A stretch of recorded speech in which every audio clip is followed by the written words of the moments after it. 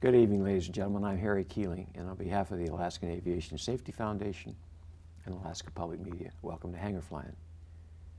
I hope you've been able to tune into the last couple of editions of Hangar Flying. We've had Doug McKinnis on. Doug's currently a captain with Alaska Airlines,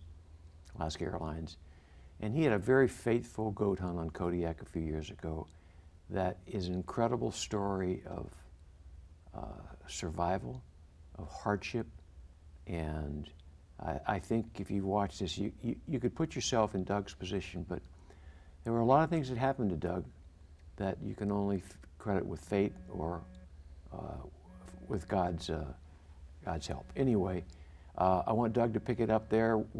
He's on the rescue helicopter. He's gotten to Kodiak and the emergency room. So, Doug, pick it up there. I learned a big lesson, and don't attempt to fly without an airplane. It was my first attempt at unpowered flight. It was not successful. The doctors in the emergency room in Kodiak had to deal with 5 life-threatening injuries. I had a flailed chest, which means multiple fractures of the rib cage, and what they did, breaking, was to puncture and collapse my left lung. As time goes by, it also began to collapse my good right lung, so they had to deal with that. Also, I was internally bleeding. I needed a transfusion. I had 2. I had both kidneys fail as a result of the major muscle damage that I incurred on my backside, and it basically just destroyed a lot of my muscle tissue. And moderate hypothermia. My core temperature was 90.3, so it was near unconsciousness in the scale of hypothermia. So the Kodiak doctors did a tremendous job dealing with those life-threatening injuries. They pretty much left my leg alone, which I'd broken my kneecap, the quad tendon completely severed, and I had a 6 to 7 inch laceration across my knee. No bleeding, but they just pretty much left that alone.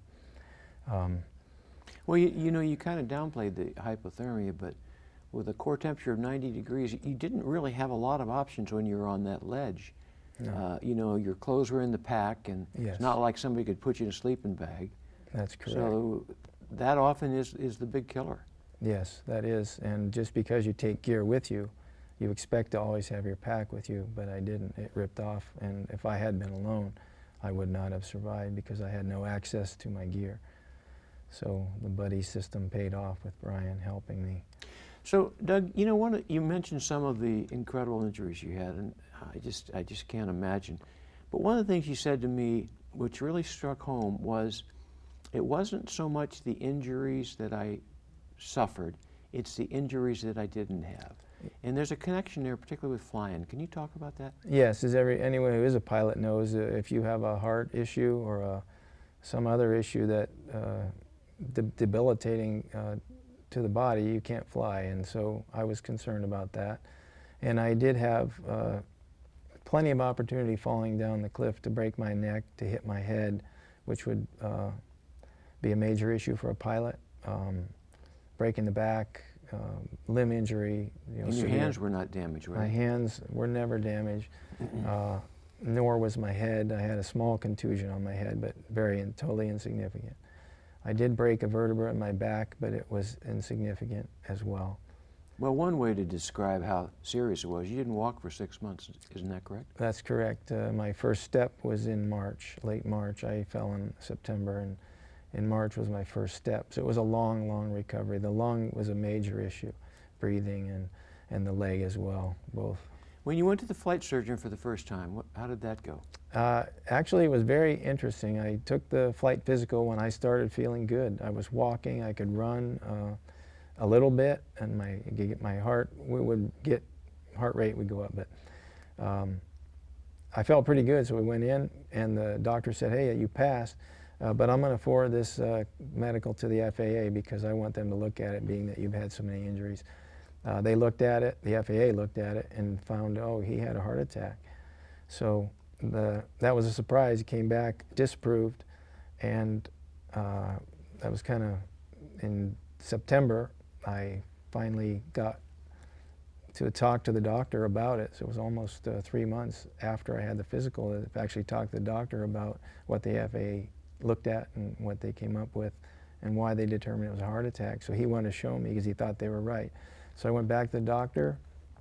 I had the advice of a friend to have a new EKG.